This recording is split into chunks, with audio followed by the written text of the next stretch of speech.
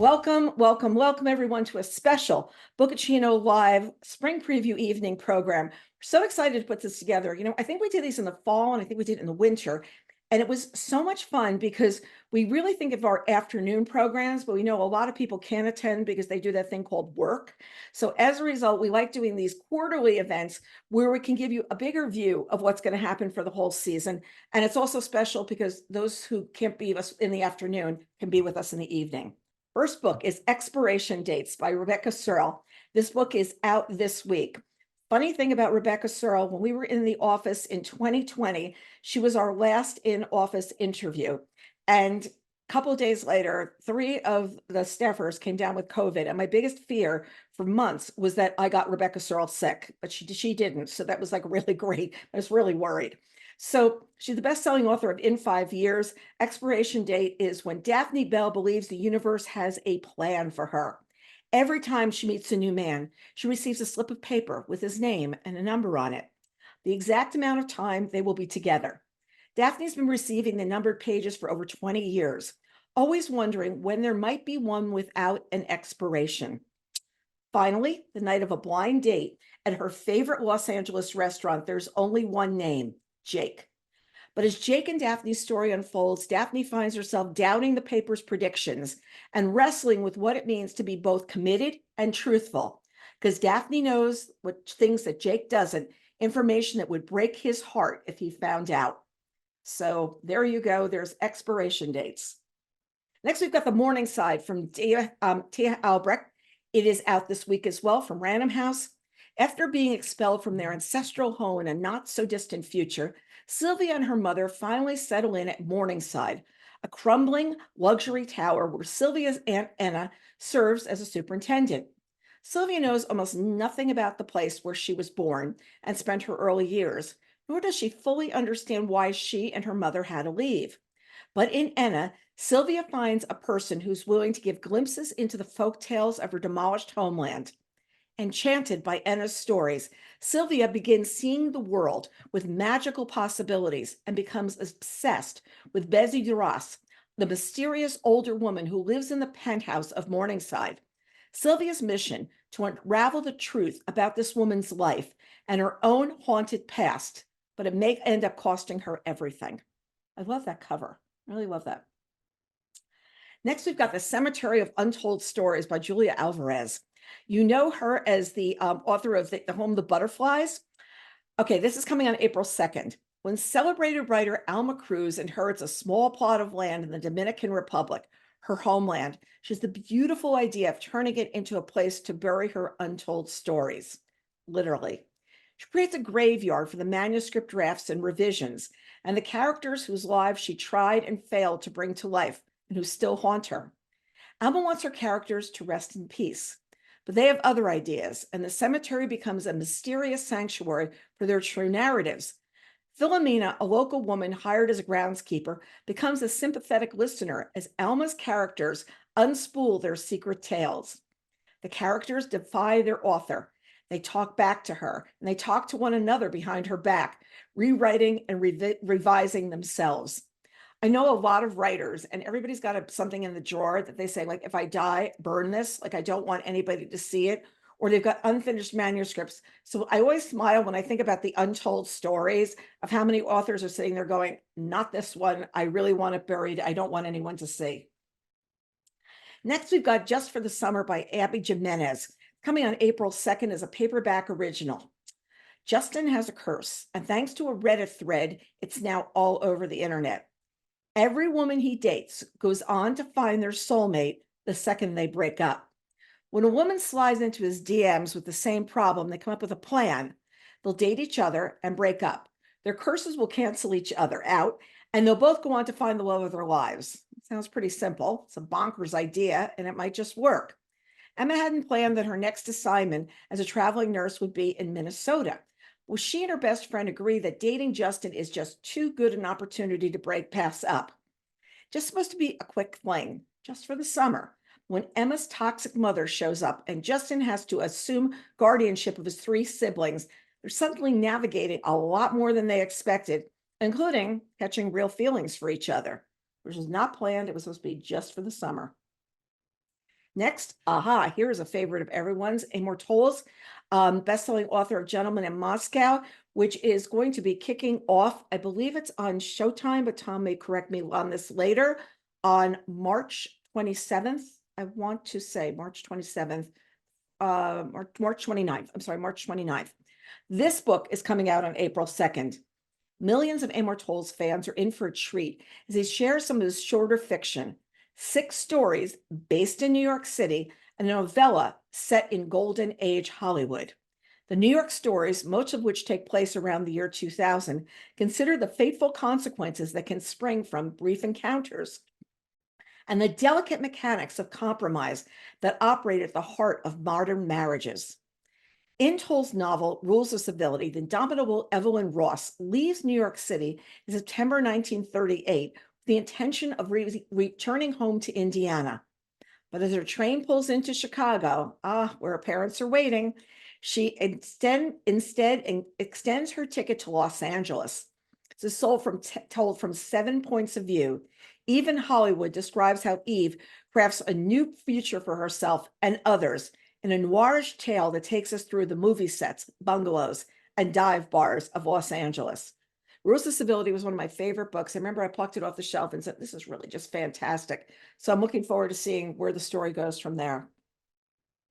Next, we've got Mania by Lionel Shriver. It's coming on April 9th.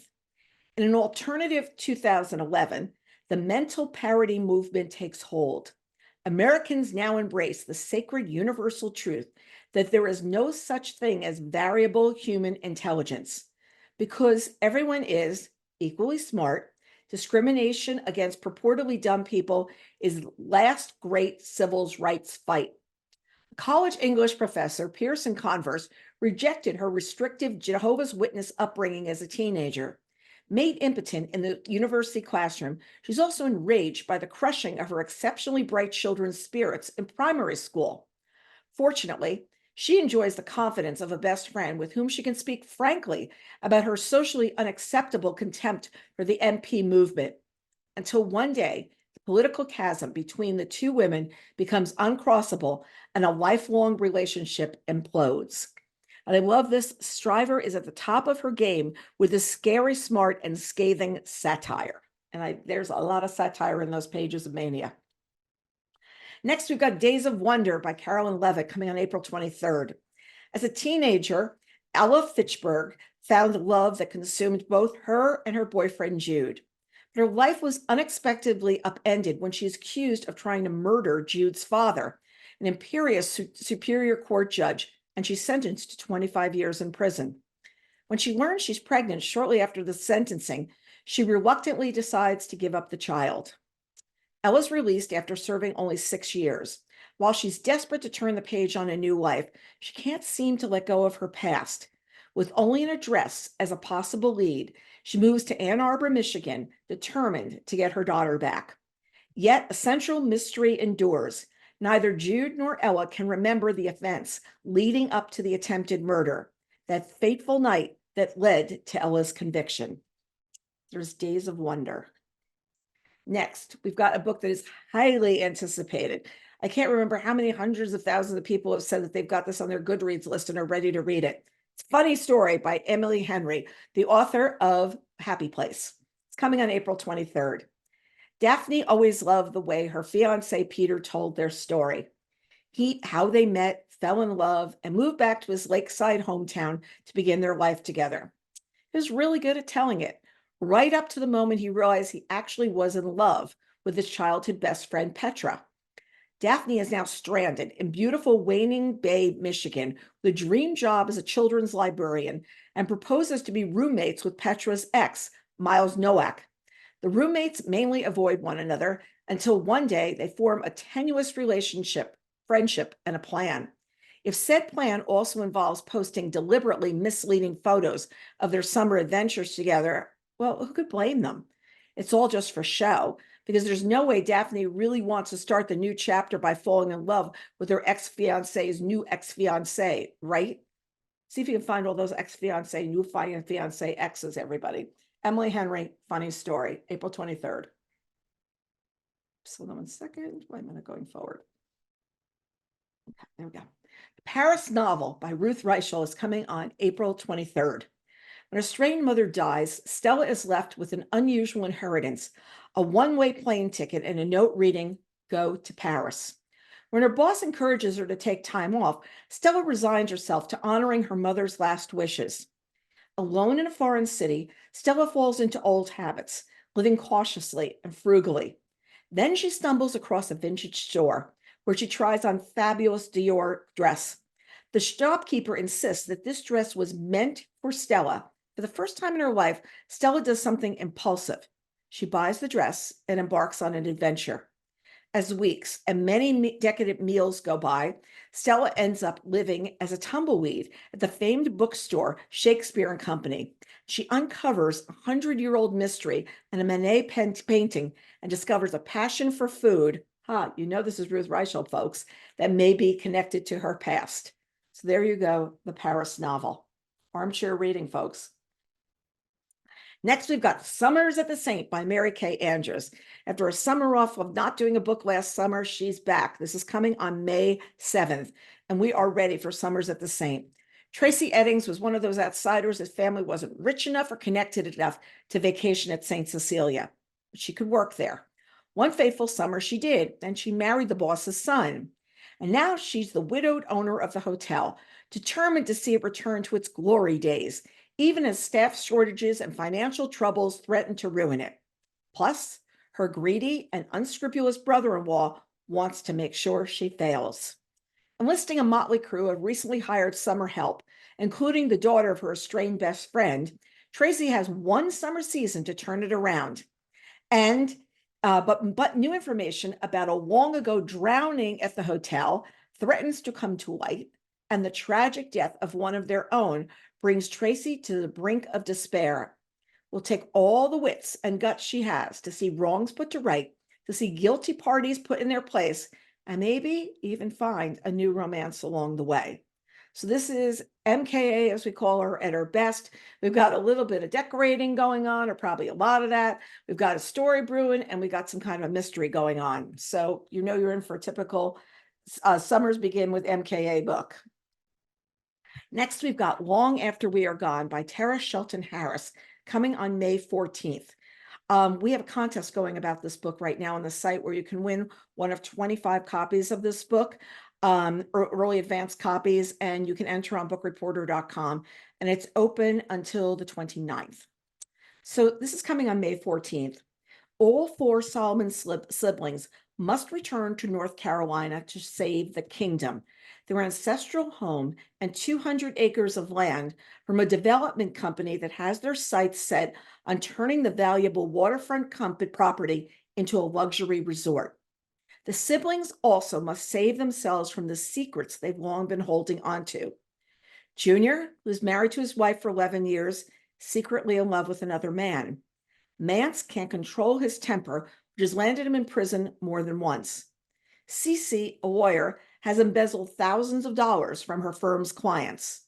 Toki wonders why she doesn't seem to fit into this family, which has left an aching hole in her heart that she tries to fill in harmful ways. The Solomons come together to fight for the kingdom. Each of their facades begin to crumble and collide in unexpected ways. I'm happy to see Tara talk about this book twice. And she talks about the ancestral homes and this land that people own. And it's land that it's like paper ownership, and how you have to sit there and what you have to do and work on to make sure it stays within your family. Very, very, very interesting story. People are saying that this is a big, beautiful, devastating, and ultimately hopeful novel. And that's from Erica Beimeister. And it really sounds fantastic. Lovers and Liars by Amanda Eyre Ward is on sale on May 14th. Once upon a time, the Peacock sisters were little girls who combed each other's tangled hair, but decades of secrets have led them to separate lives and telling lies to themselves and to one another. Sylvia, a librarian and a widow, has caught the attention of an unlikely match, Simon Rampling, a mysterious, wealthy man from northern England. She's ready to love again, or is she? Cleo, a successful criminal defense lawyer with a perfect boyfriend, is immediately suspicious of Simon. She heads to, I love this, Mumberton Castle, with a case of investigative files, telling herself she will expose Simon and save her sister from heartbreak. But who's really trying to save who? And Emma is living a lie. She can't afford this fancy trip, and she definitely can't tell her husband and sons why. Will she emerge with her dignity and her family intact? And when their toxic mother shows up, the sisters assume their roles they fell into to survive their childhood. They just might find the courage to make new choices. Amanda is the best-selling author of The Jet Setters. This one sounds like, again, a lot of fun. Next, we've got Lies and Weddings from Kevin Kwan, coming on May 21st. Rufus Wong Gresham, the future Earl of Greshambury, and the son of a former Hong Kong supermodel, has a problem. The legendary Gresham Trust has been depleted by decades of lots of spending, let's just say that, resulting in a gargantuan mountain of debt. The only solution put forth by Rufus' scheming mother is for Rufus to attend his sister's wedding at a luxury eco resort and seduce a woman with money. Lies and Weddings? Should he marry Céline de Courcy, a whole French hotel heiress with honey blonde tresses and a royal bloodline? Or should he pursue Martha Dung, the tattooed venture capital genius who passed out billions of lollipops? She follow his heart, betray his family, squander his legacy, and finally confess his love to the little girl next door, the humble daughter of a doctor, Eden Tong. An volcanic eruption burns through the nuptials, and a hot mic mess, my God, there's a lot of hard words, hot mic mess, exposes a secret tryst. The Gresham family plans and their reputation go up in flames. So there's, you've got Lies and Weddings. It's by the author of Crazy Rich Asians. So you know it's going to be a lot of fun. You can also see the miniseries. Next, we've got The Rom-Commers by Catherine Center. It's coming on June 11th. Emma Wheeler desperately longs to be a screenwriter, but she's also been the sole caretaker for her kind-hearted dad who needs full-time care. Now, when she gets a chance to rewrite a script of a famous screenwriter, Charlie Yates, it's too big to pass up. So Emma's younger sister steps in for the caretaking duties, and Emma moves to LA for 6 weeks, the writing gig of a lifetime. But Charlie Yates doesn't want to write with anyone, much less a failed nobody screenwriter. Worse, the romantic comedy he's written is so terrible, it might actually bring on an apocalypse. Plus, he doesn't even care about the script. Just a means to get another one greenlit. Oh gosh, does this sound like Hollywood, folks? But Emma's not going down without a fight. She will stand up for herself and for rom-coms and for love itself. She will convince him that love stories matter, even if she has to kiss him senseless to do it. But what if that kiss is accidentally amazing? Yep, we got love in the air. It's summer, folks. Next, from Ellen Hildebrand, we've got, well, definitely the perfect title for the book. It's called Swan Song.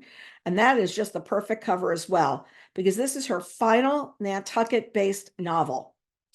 Chief of Police Ed Capinash is about to retire. Blonde Sharon is going through a divorce.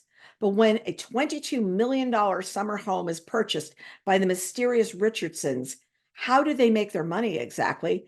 Ed, Sharon, and everyone in the community are swept up in high drama. The Richardsons throw lavish parties, flirt with multiple locals, flaunt their wealth with not one, but 2 yachts, and raise impossible hopes of everyone they meet. When their house burns to the ground and their most essential employee goes missing, the entire island is up in arms. So if you talk about the perfect swan song, I think this just might be it. Next, let's do some historical fiction. Kicking off with The Divorcees by Rowan Beard. It is on sale this week. Lois Sanders thought that marrying the right man would finally cure her loneliness. But as picture perfect as her husband is, she's suffocating in their loveless marriage. In 1951, though unhappiness is hardly grounds for divorce, except in Reno, Nevada. At the Golden Yarrow, the most respectable of Reno's famous divorce ranches, Lois finds herself living with a half dozen other would-be divorcees, all in Reno for the 6 weeks residency that is the state's only divorce requirement. But isn't until Greer Lang arrives that Lois's world truly cracks open. Greer's unlike anyone that Lois has ever met. and she sees something in Lois that no one else ever has. Under her influence, Lois begins to push against the limits that have always restrained her. How far will she go to forge her independence on her own terms? I remember hearing stories about people going out to Reno to get divorced. They're going to live there for 6 weeks. Celebrities did it, whatever. Just such a fun to like pull up a story like from the past like this and just write a book about it. Next, we've got Finding Margaret Fuller by Alison Pataki. It was one of our spring preview books. It's out this week. I'm really excited. I'm going into the city tomorrow night for one of Alison's events, and I can't wait to see her. I have started reading this book. It is just terrific. So let's see what it's about. After Margaret Fuller accepts an invitation from Ralph Waldo Emerson, the celebrated sage of Concord, to meet his coterie of enlightened friends, she becomes the radiant genius and fiery heart of the transcendentalists. However, Margaret craves more than poetry and interpersonal drama, and her restless soul needs new challenges and adventures.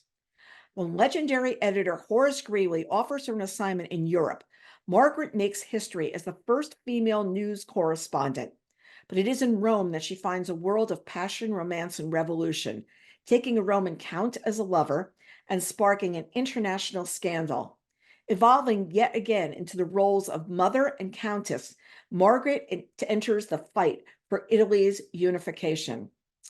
Once again, Alison has found a woman that we don't know that much about and is researched, found her story, and is telling it. And it is telling it in what I would call a delicious way, and that I just want to keep reading. It's like a great bowl of ice cream you just want to keep eating. The way I feel as I'm reading this book, because as it opens, she's at the famous journal. Like I'm going to forget what his name is. I'm so bad with names. It'll come to me. Anyway, she's at this famous writer's home, and she's Ralph Waldo Emerson. There you go, folks. And Thoreau is having dinner with them, and she's just sitting there, like in this. It's right on the screen, Carol. You could have read it. She's sitting there. She's having these conversations with people, and it's just like you're in this world behind the scenes. And when Alison's writing, you really feel like you're there. You feel like you're at the dinner party. You feel like you're experiencing everything that's going on. She's got this wonderful knack for doing this, and it's really impressive.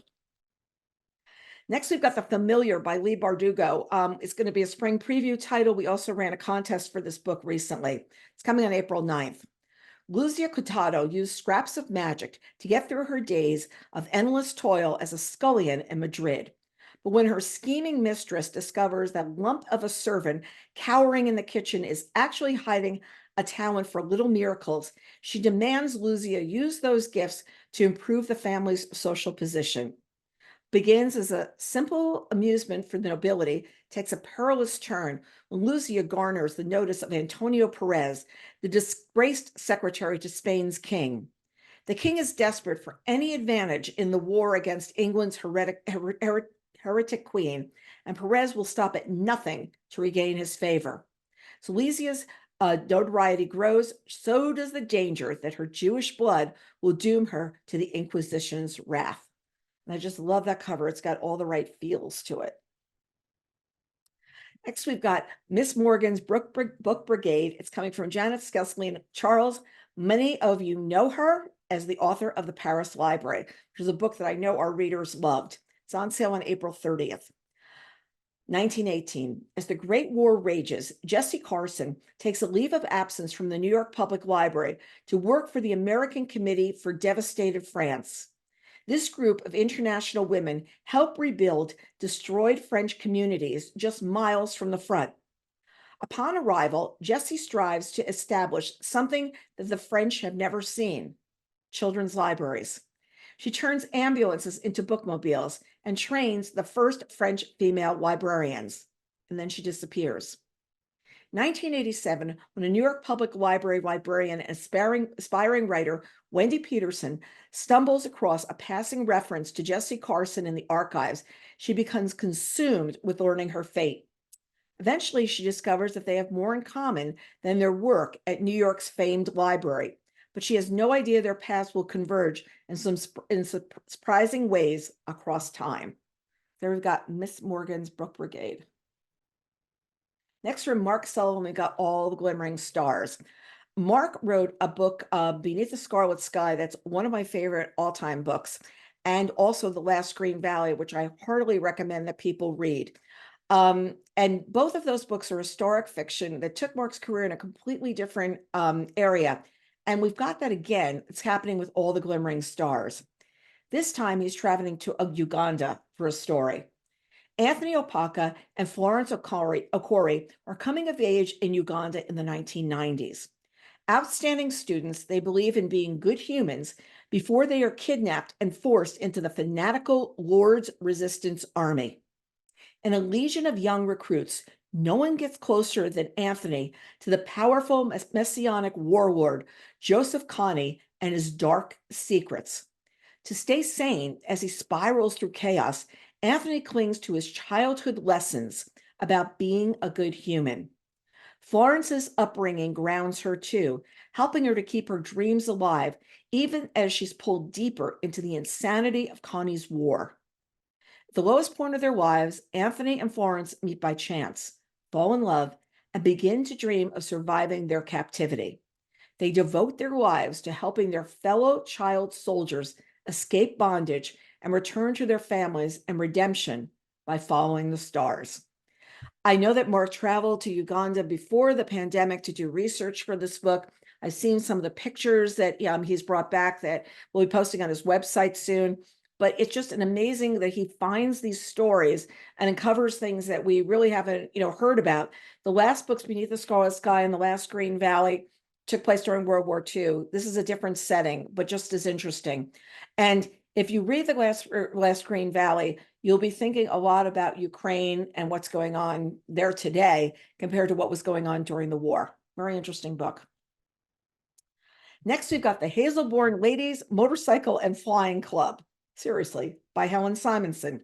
It's on sale on May 7th. It's the summer of 1919. Now that all the men have returned to the front, Constance Haverville has been asked to give up her cottage and her job at the estate that she helped run during the war.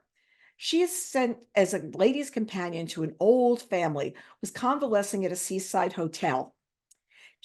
Despite having only weeks to find a permanent home, Constance is swept up in the social world of Hazelbourne-on-Sea after rescuing the local baronet's daughter, Poppy, from a social faux pas. Poppy runs a ladies' motorcycle club, to which she plans to add flying lessons.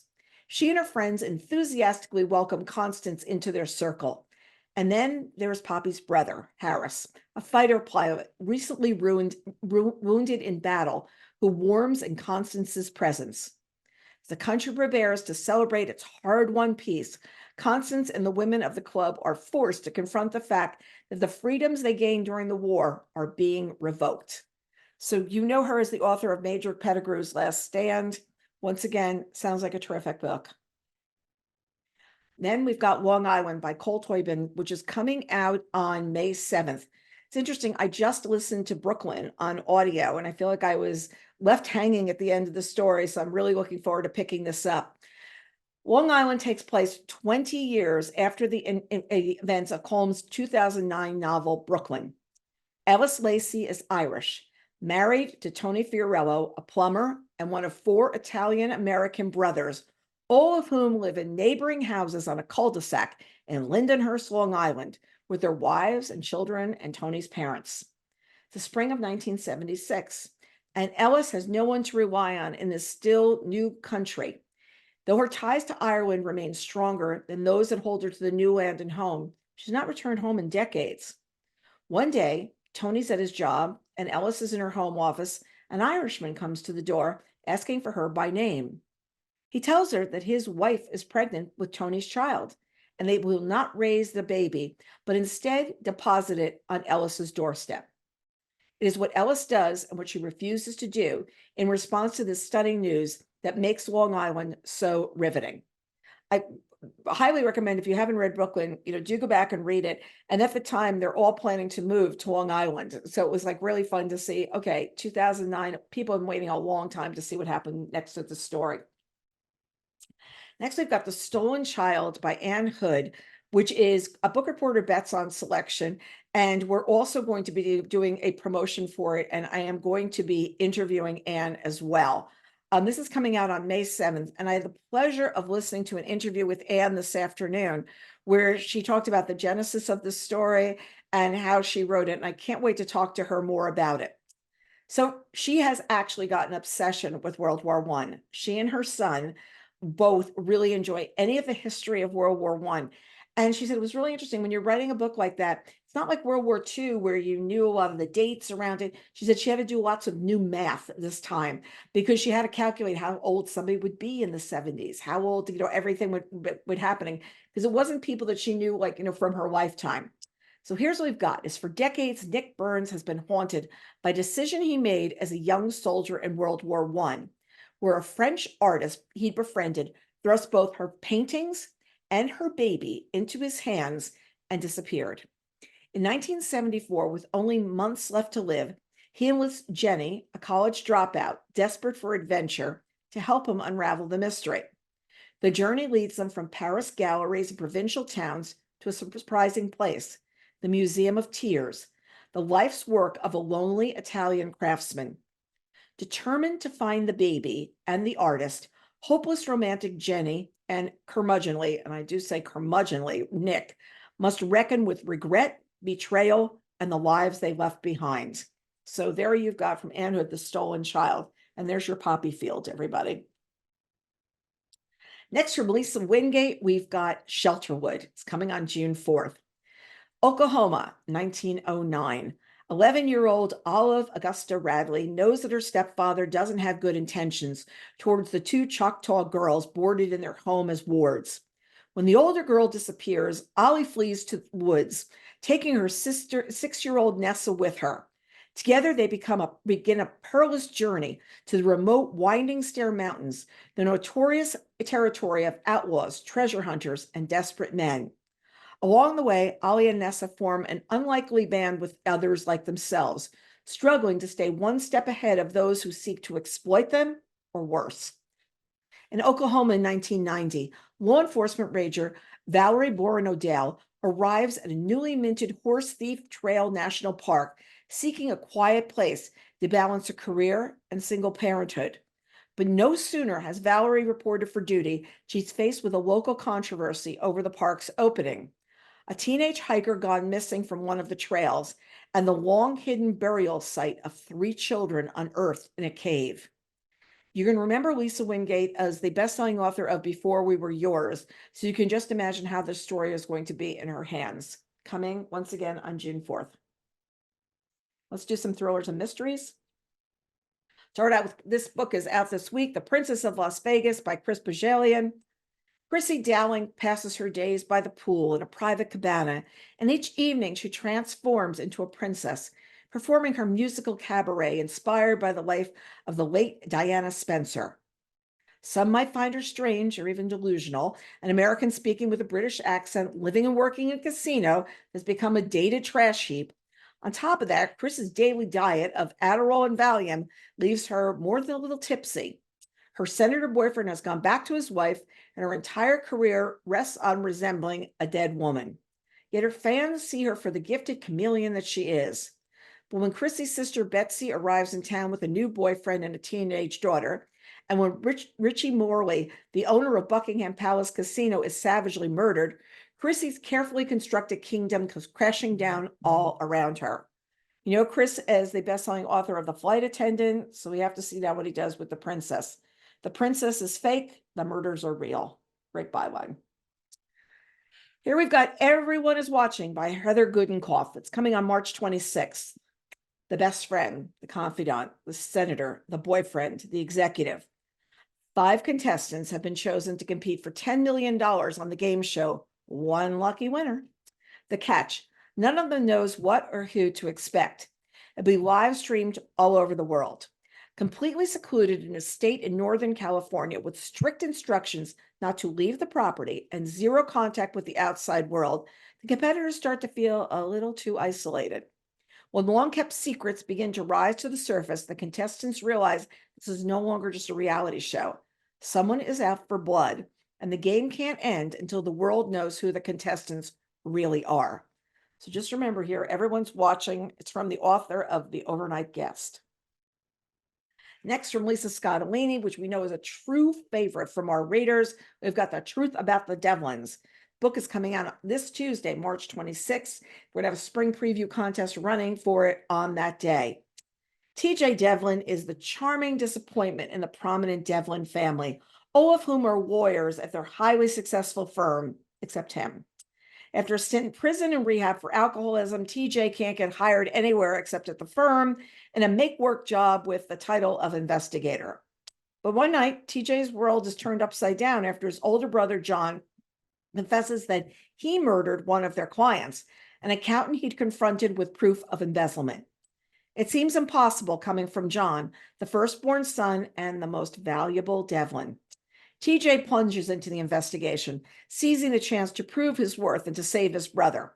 But in no time, TJ and John find themselves entangled in a lethal web of deception and murder. TJ will fight to save his family, but what he learns might break them first. So you've got this rip cover of really the truth about the Devlins. Next, we've got What Happened to Nina by Dervla McTiernan. She lives in Australia, but I'm going to still figure out how I can do some timing to do an interview with her. I devoured this book last weekend, and it is going to be a book reporter bets on selection. Okay, so here we've got Nina and Simon are the perfect couple until they leave for a weekend at his family cabin in Vermont, and only Simon comes home. His explanation about what happened in their last hours together doesn't add up. Nina's parents push the police for answers. Simon's parents rush to protect him. They hire expensive lawyers and a PR firm that quickly ramps up a vicious, nothing is off limits media campaign. Everyone chooses a side, and the story goes viral, fueled by armchair investigators and wild conspiracy theories, and illustrated with pretty pictures taken from Nina's social media accounts. Nina's family is under siege, but they never lose sight of the only thing that really matters, finding their daughter and finding out what happened to Nina. It's an uncommonly fine mystery writers of the New York Times Book Review, and it truly is. It's her last book was The Murder Flute. Really, this is like packed and it's quick. It's a quick book. City in Ruins by Don Winslow is coming on April 2nd. Following City on Fire and City of Dreams, City in Ruins is the explosive conclusion to Don Winslow's genre-defining crime trilogy and the final book of his extraordinary career. Danny Ryan, a former dock worker, Irish mob soldier, and fugitive from the law, is now a Las Vegas casino mogul and a billionaire silent partner in a group that owns 2 lavish hotels. Finally, Danny has it all: a beautiful house, a childly doors, and a woman he might even fall in love with. But when Danny tries to convert an old hotel into his dream resort, he triggers a war against Las Vegas, power brokers, a powerful FBI agent bent on revenge, and a rival casino owner with dark connections of his own. To save his life and everything he owns, Danny must become the ruthless fighter he once was and never wanted to be again. So we've got City in Ruins. Next, we've got She's Not Sorry by Mary Kubica. You know her as the author of Local Woman Missing. It's coming on April 2nd. Megan Michaels is trying to find balance between being a single mom to a teenage daughter and working as a full-time nurse. While on duty in the hospital one day, a patient named Caitlin arrives in a coma with a traumatic brain injury, having jumped from a bridge and plunging over 20 feet to the train tracks below. But when a witness comes forward with shocking details about the fall, it calls everything they know into question. Was Caitlin pushed? And if so, by whom and why? Megan has always tried to stay emotionally detached from her patients, but this time she mistakenly lets herself get too close until she's deeply entangled in Caitlin's and her family's lives. Only when it's too late does she realize that she and her daughter could be the next victims. So there, She's Not Sorry. Next, we've got Daughter of Mine from Megan Miranda. This is going to be part of our spring preview on April 9th. And also, this book is a Book Reporter Bets on selection. Actually, this might be going up sooner, so you're going to have to check on that spring preview. Watch those dates. When Hazel Sharp, the daughter of Mirror Lake's longtime detective, unexpectedly inherits her childhood home, she's warily drawn back into town and people she's left behind almost a decade before. But Hazel's not the only relic of the past to return.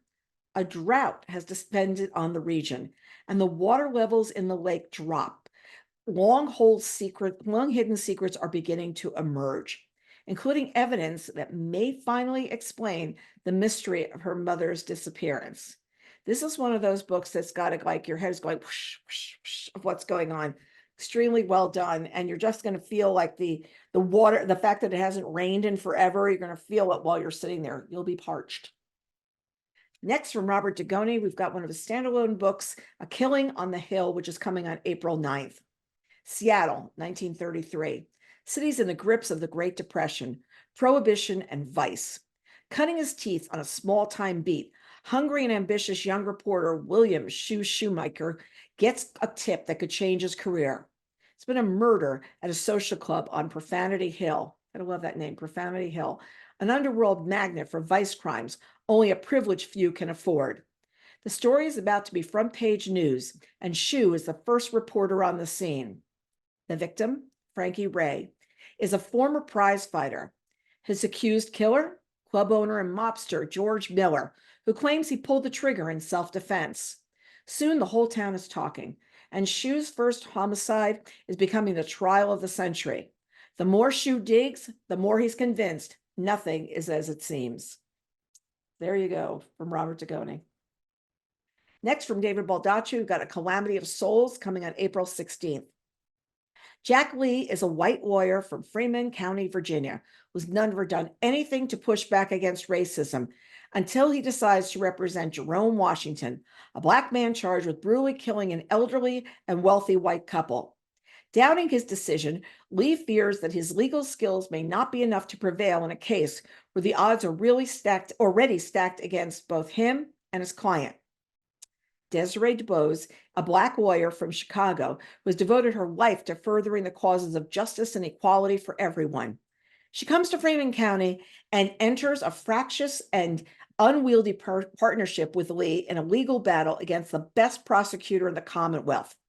Yet DuBose is also aware that powerful outside forces are at work to blunt the victories achieved by the civil rights era.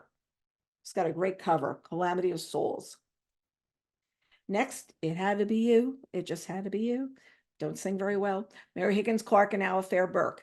Alifair is picking up definitely the storylines that Mary Higgins Clark had written in the past. And once again, they're always based on songs. Two identical brothers seem perfect in every way, handsome, intelligent, popular, till the shocking summer night when one brother killed his parents in cold blood, while the other brother had an ironclad alibi. Which twin was there during the murders? And it's possible the two of them planned the perfect crime together? Years later, the twins are long estranged, each of them claiming to be convinced that the other is responsible for the death of their parents. Married now with children of their own, they may finally be ready to clear one name at the expense of the other and turn to Lori Moran and her team to reinvestigate their parents' murder. But the under suspicion crew gets closer to the truth.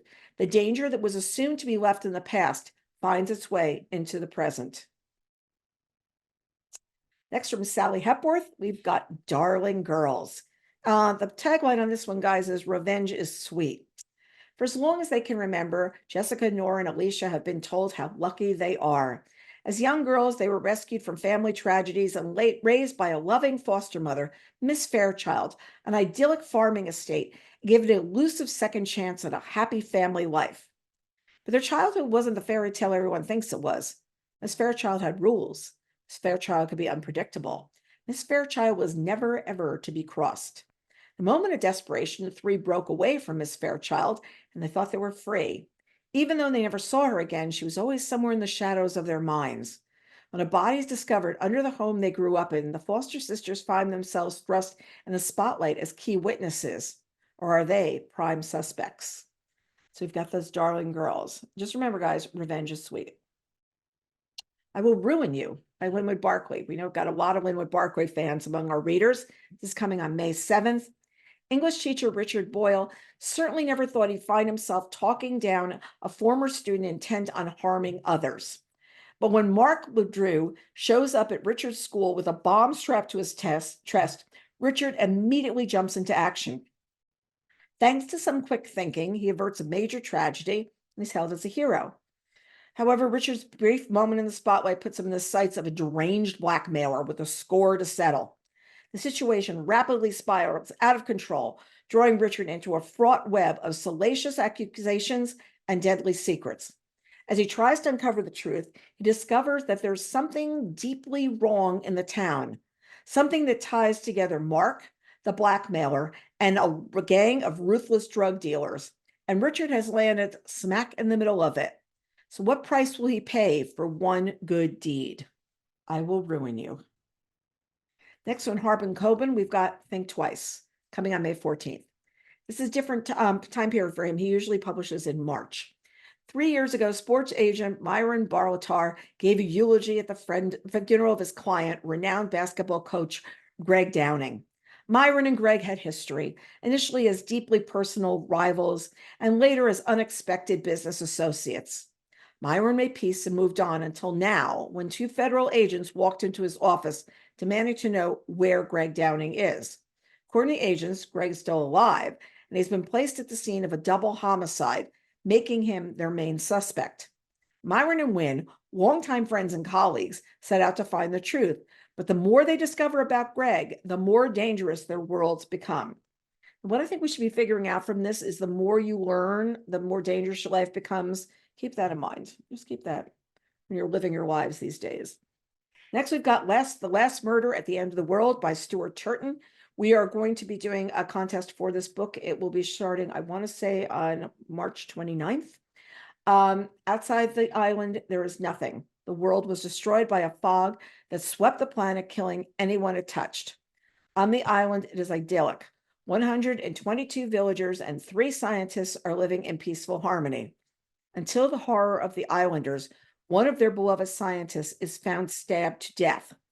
And then they learn that the murder has triggered a lowering of the security system around the island, the only thing that was keeping the fog at bay. If murder isn't solved within 107 hours, the fog will smother the island and everyone on it. But the security system has also wiped everyone's memories of exactly what happened the night before, which means that someone on the island is a murderer and they don't even know it. So there you go, Last Murder at the End of the World. Now you don't even know who to find. Next, for Ruth Ware, we've got One Perfect Couple, coming on May 21st. Lila is in a bit of a rut. Her postdoctoral research has fizzled out. She's pretty sure they won't extend her contract, and things with her boyfriend Nico, an expiring actor, are not going great. When the opportunity arises for Nico to join the cast of a new reality TV show, One Perfect Couple, she decides to try out with him. A whirlwind audition process later, Lila finds herself whisked off to tropical paradise with Nico, boating through the Indian Ocean towards Ever After Island, where the 2 of them will compete against 4 other couples to win a cash prize. But not long after they arrive on the deserted island, things start to go wrong. After the first challenge leaves everyone rattled and angry, an overnight storm takes matters from bad to worse. Cut off from the mainland by miles of ocean, deprived of their phones and unable to contact the crew that brought them there, the group must band together for survival. As tensions run high and fresh water runs low, Lila finds this game show is all too real, and the stakes are life or death. Next, from Stephen King, You Like It Darker. You like it darker?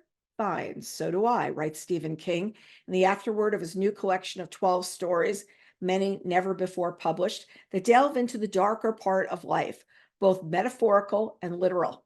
For half a century, King has been the master of the form, and these stories about fate, mortality, luck, and the folds in reality where anything can happen are as rich and riveting as his novels, but weighty in theme and a huge pleasure to read. King writes, to feel the exhilaration of leaving ordinary day-to-day life behind, and in You Like It Darker, readers will also feel that exhilaration again and again. Another beautiful cover. And from John Grisham, we've got Camino Ghosts. John Grisham's new thriller on Camino Island, we do remember Camino Island, folks. A popular bookseller, Bruce Cable, tells Mercer Mann an irresistible tale that might be her next novel. A giant resort developer is using his political muscle and deep pockets to claim ownership of a deserted island between Florida and Georgia. Only the last living inhabitant of the island, Lovely Jackson, what's that name? Lovely Jackson, stands in its way. What the developer doesn't know is that the island has a remarkable history, and locals believe it is cursed, and the past is never the past. Once again, guys, the past comes back to haunt you. Next, from Greg Isles, we've got Southern Man. People who know his book Cemetery Road, the trilogy they wrote recently, the Natchez Burning trilogy. This is set 15 years after those events. Pen Cage is alone, and he carries a mortal secret that separates him from the world. But his exile comes to an end when a brawl at a Mississippi rap festival triggers a mass bloody shooting, one that nearly takes the life of his daughter, Annie. As the stunned cities of Natchez and Bienville reel, antebellum plantation homes continue to burn, and the deadly attacks are claimed by a Black radical group as historic acts of justice. Panic sweeps through the tourist communities, driving them inexorably towards a race war. But what had been only a regional sideshow of the 2024 presidential election explodes into national prominence thanks to the stunning ascent of Robert E. Lee White, a Southern war hero who seizes the public imagination as a third-party candidate. To triumph over the national party machines, Bobby evolves a plan of unimaginable daring. So there we've got Southern Man. Next, we've got Eruption from Michael Crichton and James Patterson. And yes, we've got the creator of Jurassic Park and the creator of Alex Cross. Michael Crichton, creator of Jurassic Park, ER, Twister, and Westworld, had a passion project he'd been pursuing for years ahead of his untimely passing in 2008. Knowing how special it was, his wife, Sherry Crichton, held back his notes and partial manuscript until she found the right author to complete it, James Patterson. A history-making eruption is about to destroy the big island of Hawaii, but a secret held for decades by the U.S. military is far more terrifying than any volcano. So there we'll see Crichton's story being able to come to life. Next, we've got The Comfort of Ghosts from Jacqueline Winspear. This is completing her groundbreaking and internationally best-selling Maisie Dobbs series. It's coming on June 4th.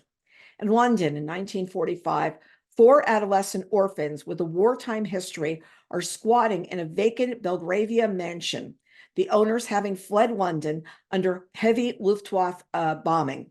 Psychological and investigator Maisie Dobbs visits the mansion on behalf of the owners and discovers that a demobilized soldier, gravely ill and reeling from his experiences overseas, has taken shelter with the group.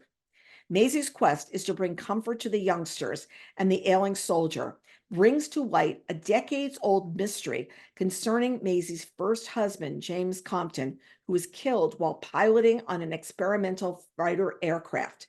As Maisie unravels the threads of her dead husband's life, she is forced to examine her own painful past and question beliefs that she has always accepted as true. So there you've got the final book in the series. Anybody who hasn't read any of these titles before, definitely time to do a little bit of catch up. We have a lot of in these books. We have an awful lot of of orphans that are trying to figure out things on their own. We just have to go back there for 1 second. Next, we've got Memoirs, Biographies, and Nonfiction. Start out with The Wives by Simone Gorindo that I am listening to right now. I'm definitely going to be interviewing her for a Bookreporter Talks to interview. The pleasure of sitting next to her at an author luncheon a couple of months ago. And she's just very, very interesting. This is a book I'm listening to on audio, which is something I highly recommend, especially with a memoir that is read by the author. So here's what we've got. When her new husband joins an elite army unit, Simone Gorindo is uprooted from New York City and dropped into Columbus, Georgia, a town so foreign that she might as well have landed on the moon. When her husband frequently deployed, she's left to find her place in this new world alone until she meets the wives. In The Wives, she gives an intimate look in the inner lives of a remarkably group of women and a tender, unflinching portrait of a marriage. And I will say it is definitely both of those things. You really feel like you're with her in Georgia. You feel like you were uprooted from her apartment, which was up in Harlem, and her job, which was in the city. And now you're in this different world where her husband's going to be deployed for months, and she's going to be home, and I love the way they're all charting how they're going to get pregnant so that their husbands can be home and be with them when they're home from deployment. And it's just really, really, really interesting book about a life completely uprooted to do something her husband was really, really, really into doing. And she is a complete pacifist and doesn't get it at all. Stephanie Landis called this an unforgettable memoir of sacrifice and determination. And meeting her, I just can't wait to have more conversation with her. Next, I've got Did I Ever Tell You by Genevieve Kingston, which is coming on April 16th. Genevieve, Gwen Kingston, was just 11 years old when her mother passed away, leaving a chest filled with gifts and letters to celebrate the milestones of Gwen's life and each of her birthdays until age 30. When Did I Ever Tell You opens, just 3 packages remain: engagement, marriage, and first child.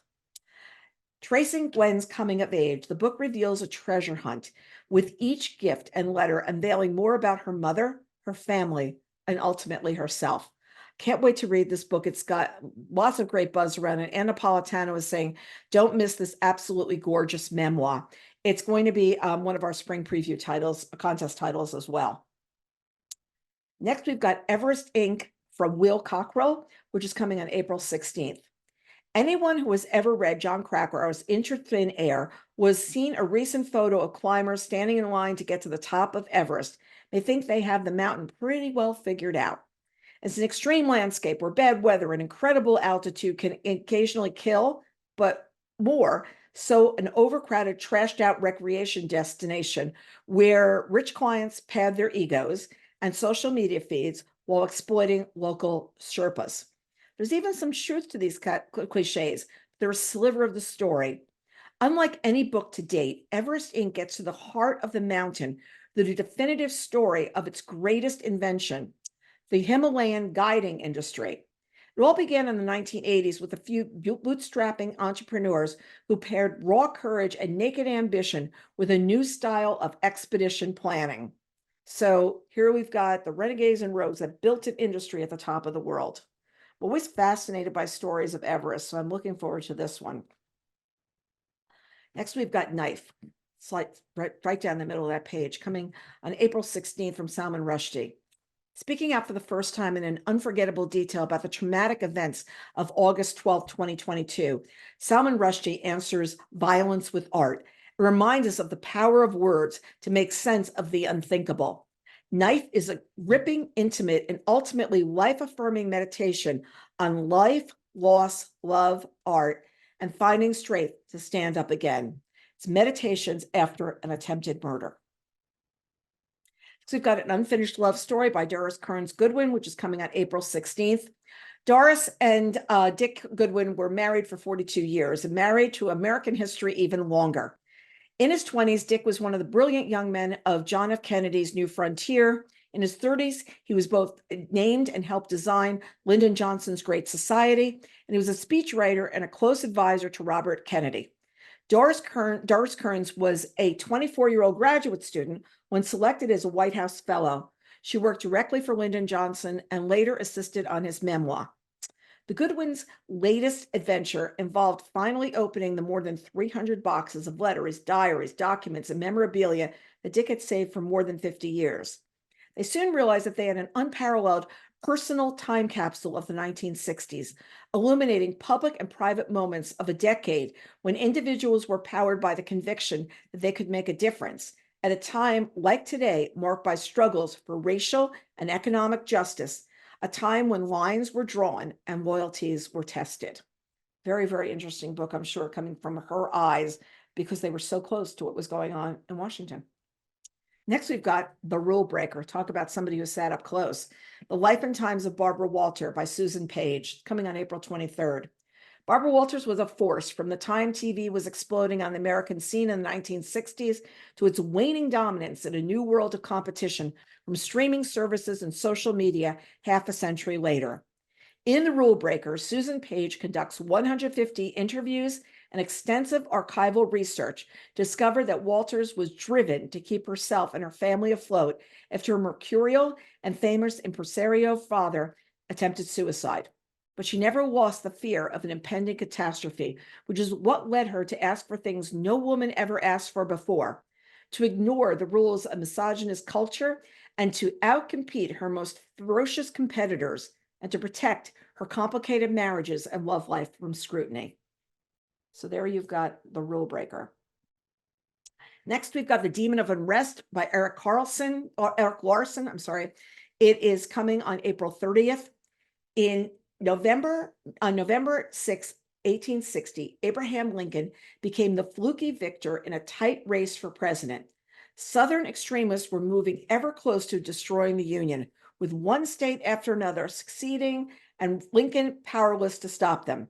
Slavery fueled the conflict, but somehow the passions of North and South came to focus on a lonely federal fortress in Charleston Harbor, Fort Sumter. Eric Larson offers a gripping account of the chaotic months between Lincoln's election and the Confederacy's shelling of Sumter, a period marked by tragic errors and miscommunications, inflamed egos and craven ambitions, personal tragedies and betrayals. Lincoln himself wrote that the trials of these 5 months were so great that could I have anticipated them, I would have not believed it possible to survive them. So this is a saga of hubris, heartbreak, and heroism at the dawn of the Civil War. Next, we've got from Tom Selleck, You Never Know. In his own voice and uniquely unpretentious style, beloved actor Tom Selleck brings readers on his uncharted but serendipitous journey to the top of Hollywood, his temptations and distractions, his misfires and mistakes, and over time, his well-earned success. Along the way, he cleans up an armload of misconceptions and shares dozens of never-told stories. Magnum PI fans will be fascinated to learn how Selleck put his career on the line to make Thomas Magnum a more imperfect hero, and explains why he walked away from a show that easily could have gone on for years longer. Hollywood is never easy, even for stars who make it look that way. And You Never Know, Selleck explains how he struggled to balance his personal and professional lives, frequently adjusting his career to protect his family's privacy and normalcy. Sebastian Junger is with us In My Time of Dying, How I Came Face to Face with the Idea of an Afterlife, coming on May 21st.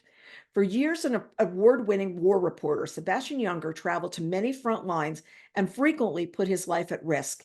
Yet the closest he ever came to death was the summer of 2020, while spending a quiet afternoon in the home he shared with his wife and his 2 young children. Crippled by abdominal pain, he was rushed to the hospital by ambulance, and once there, he began slipping away. As blackness encroached, he was visited by his dead father, inviting Junger to join him. "It's okay," his father said. "There's nothing to be scared of. I'll take care of you." That was the last thing he remembered until he came to the next day, when he was told he'd suffered a ruptured aneurysm that he never should have survived. The experience spurred Junger, a confirmed atheist raised by his physicist father, to respect the empirical, to undertake a scientific, philosophical, and deeply personal examination of mortality and what happens after we die. Next, we've got The Call to Serve, The Life of an American President, George Herbert Walker Bush by John Meacham. It's coming on May 28th.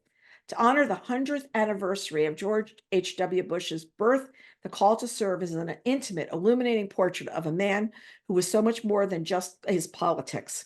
In words and images, many found in a lifetime of scrapbooks kept by Barbara Pierce Bush, John Meacham brings George H.W. Bush vividly to life. From the values of integrity and empathy, that grace that Bush learned in his childhood, to his leadership, the highest levels in tumultuous times, the 41st president is embodied with an ideal of service that warrants attention in our own divided time. And next we've got, is it a wink? Yeah, I can do it. Ben and Me from Eric Weiner. It's coming on June 11th. Ben Franklin lingers in our lives and our imaginations. One of 2 non-presidents to appear on U.S. currency. Franklin was the founder, statesman, scientist, inventor, diplomat, publisher, humorist, and philosopher. A lot of jobs, folks. He believed in the American experiment, but when his greatest experiment was Ben Franklin. In that spirit of betterment, Eric Weiner embarks on an ambitious quest to live the way Ben lived. In a non-conventional biography, Ben and Me is a guide to living and thinking well. As Ben Franklin did, it's also about curiosity, diligence, and most of all, the elusive goal of self-improvement. As Weiner follows Franklin from Philadelphia to Paris to Boston to London, he attempts to uncover Ben's life lessons, large and small, in its search of a founder's formula for a long and useful life. Okay, now we've got some talks to interviews that we've done recently. Spoke with Tamron Hall last week. Talked about her book, Watch Where They Hide. I can never remember titles. I'm so bad. The Women with Kristen Hanna. Fabulous evening discussing that book with some of our readers. One Wrong Word with Hank Phillippe Ryan. First Eye Wins, which is a hot book, everybody. My gosh, this book came out on January 2nd. It is still on the New York Times bestseller list. I highly recommend this thriller, First Eye Wins with Ashley Elston. The Berry Pickers from Amanda Peters and The Other Mothers with Catherine Faulkner. It's 6 of the interviews that I've done so far this year. Lots more to come. Okay, what's your book group reading this month? Okay, if you go out to readinggroupguides.com, we're giving away up to 12 books for 3 book clubs. And you can go out and tell us what your book group is reading and be eligible to win 12 copies of Homecoming, which is one of my favorite books of 2023 for your book group. It's coming out in paperback. Highly recommend this. And there's another reason why. Kate is going to be joining us from Australia. Yes, we're going to be doing that, folks, on Wednesday, April 24th at 8 p.m. Sign-ups available now on Bookreporter and Reading Group, guys. She's absolutely fantastic to talk to. Great conversation. We're looking for your questions. So if you want to be on camera and ask Kate a question, drop a line. There's all the instructions on how to do it when you go to sign up. It's a Bookreporter Bets on Selection, a really terrific book to discuss. There's a book within a book here, which is a real trick to be able to pull together. So our next Bookaccino live preview event is going to be a preview of books releasing from April 9th through April 30th and a peek ahead at the second half of May plus June. Okay, so you've got that all straight, folks, right? It's going to be on Wednesday, April 10th at 2 o'clock in the afternoon. And sign up is available on Bookreporter and Reading Group Guides. And trust me, we're not just going to do the same books we did tonight. We're going to be putting other books into the presentation as well. So we thank you all for joining us tonight. It was absolutely fabulous to have you here. Remember to sign up for our events newsletter. You can do it on the bookreportnetwork.com or tbrnetwork.com. You can go out there and sign up for our events newsletter on our newsletter page. You don't want to miss events that are coming up. We've got a lot of stuff planned for the next couple of months. And everybody who signed up for that newsletter, they're going to be able to read it first. Also, if you sign up and you subscribe to our YouTube channel, you'll be able to see the videos that we put up there first. We have recorded this event and we will definitely be sharing that with everyone as well. So thank you very much for joining us this evening, and we look forward to seeing you next time for Bookaccino Live. And here's some great summer reading. Stay tuned for our summer preview event, which is going to be happening in June.